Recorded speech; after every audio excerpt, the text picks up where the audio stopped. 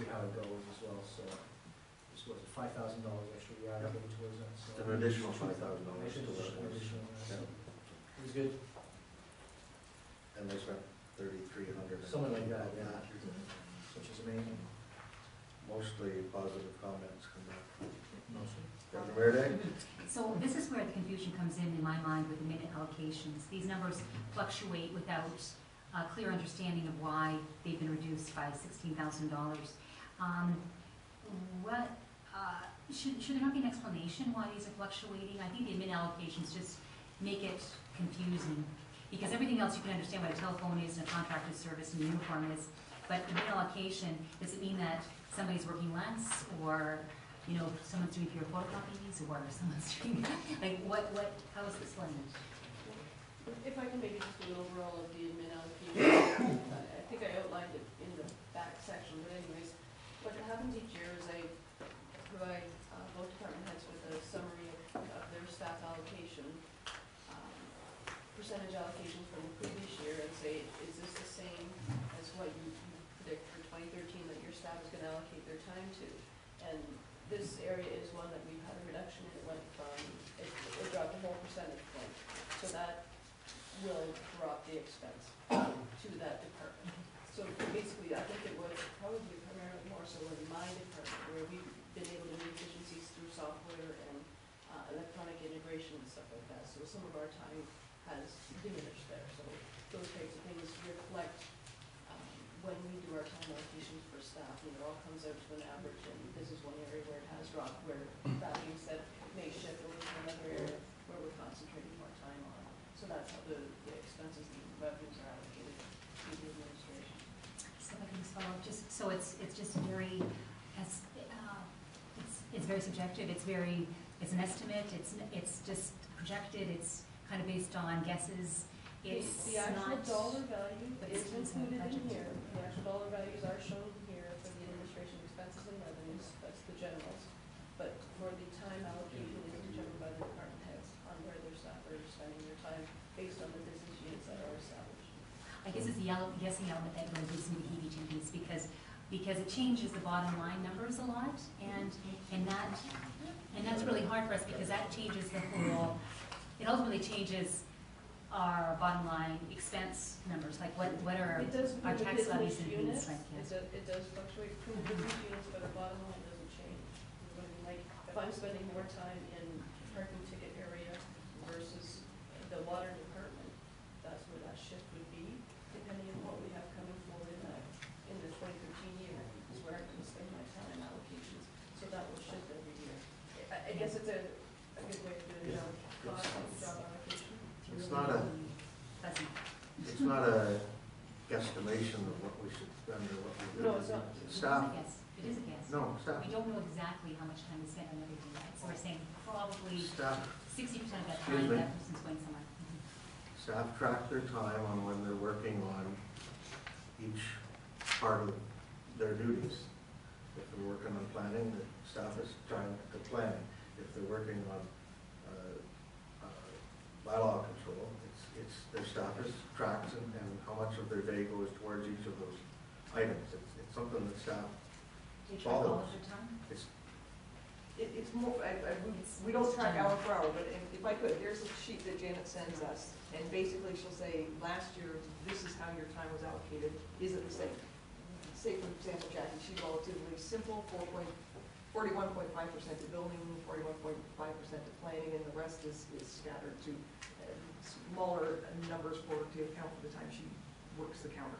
But we all are required to allocate out our time into these units, and then as Janet says, the total expenses for the corporation are divided based on the times that we allocate to the individual business units. And you're exactly right, they do change. On years where we redo the building bylaws or there's a specific issue, our time increases there, and then it is reflected in that particular business unit, the time we spend. In previous budgets and years ago before the admin allocation, the general government was one of the biggest items in all of the administration was in general government.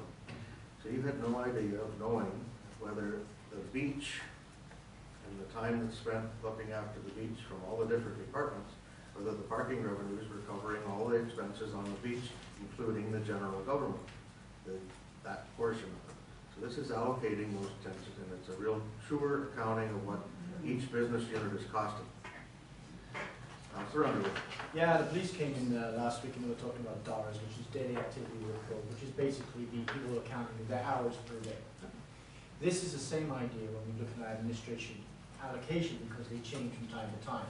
We don't have a formal DARS process. I was involved with something like that in the military. They eventually got rid of it because people were spending 1.5 hours per day filling out forms for the daily activity report. So they said, geez, we're spending millions upon millions of dollars just filling out these forms, which people talked to the supervisor and said, where are your people working and how many other hours a day on average are they spending in this area?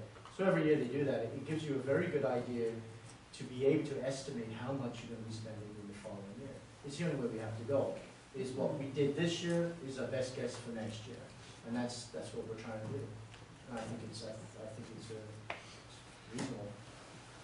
Councillor Scott. So, just so that I'm clear on this, and I think maybe some of our deputy mayors, and I'm not presuming, but nobody tracks this on a daily basis. So if I came into work for you today and I'm going to work on planning, and I'm going to do some Parks and Rec for Brent, and then I'm going to do some billing for taxes. I don't sit down and hand you a sheet of daily stuff saying to you, and I'm not saying necessarily breaking it down, but saying these are the functions I did today, and like a little tag, like a clock that you punch in and out. So there is nothing done on a daily basis. It's just the best guesstimates of the job itself as to what's being done. Is that fair? Yes. Thank you. Exactly. Oh, yeah, and good point. It is just the salaried administration staff that do it. It's the outside guys are definitely tracked. And I know if we have a summer student in our office, we are tracking where they're spending their time. It's just a salary. It's salary. That's fine. But it's fairly reflective of what is actually happening.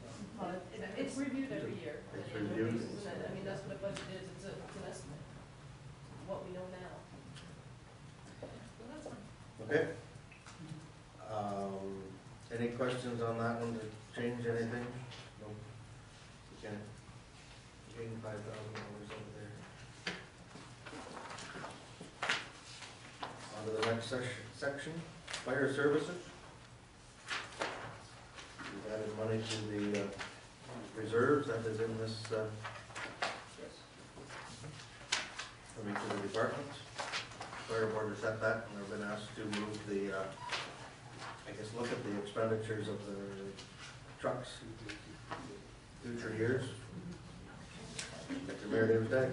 Yes, I was speaking with some people that were in fire services in Lambton County, and they told me something that I was a bit shocked about. They said, did you realize that Lambton Shores is the only municipality in Ontario that has 5 silos of fire departments? They said everyone else has merged it into one with a chief.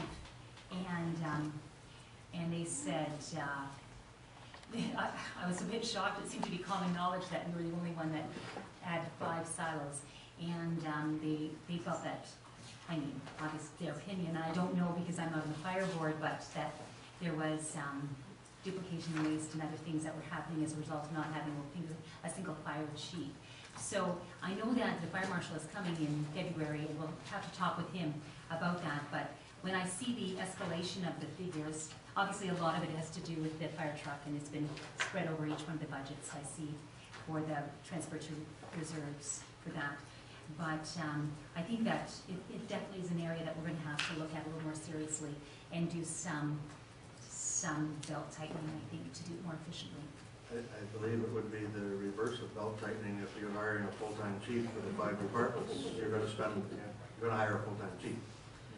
So 5 departments, the way they're operating right now, are as efficient as we can get them for our municipality. They're working well. To have a full-time chief over and have 5 deputy chiefs, it's going to cost you more money. I think the point is that he would know what's happening and what's a reasonable amount to be spending in each department, and keep some control and limitations on that. That's my point, I think. Councillor Underwood. You know, I understand the importance of having control for 5 departments merging into one. There are